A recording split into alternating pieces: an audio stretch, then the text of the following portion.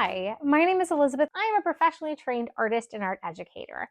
I am also a published author and illustrator with a children's book as well as an original illustration coloring book.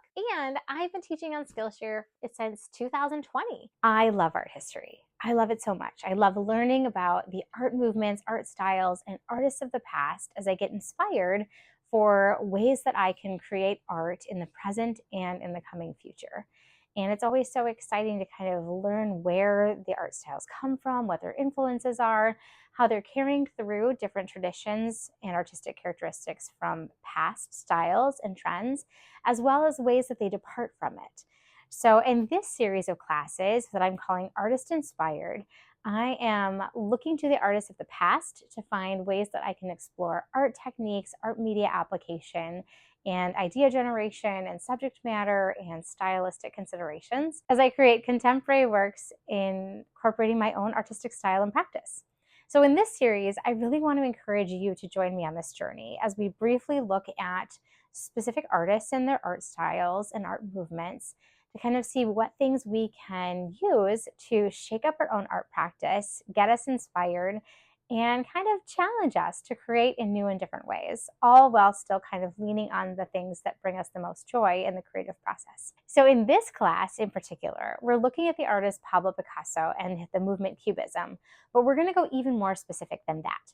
We're going to look at his series of portraits that are part of his Weeping Women series. I love the way that he uses figural distortion, and he does it in a bunch of different ways throughout his Cubist exploration.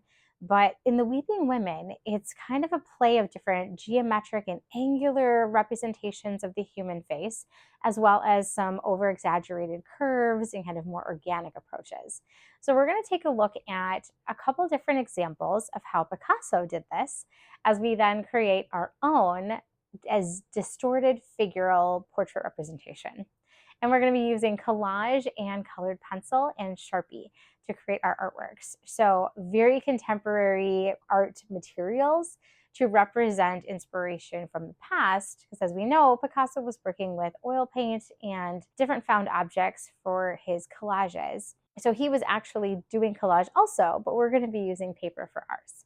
So I hope you'll join me in this really fun class as we dip our toe into what Picasso was up to with figural distortion in some of his Cubist portraits, as we create our own unique distorted portraits with a little contemporary twist. This class is intended for creatives of all skill levels who really love kind of digging back into history to get inspired in the present moment.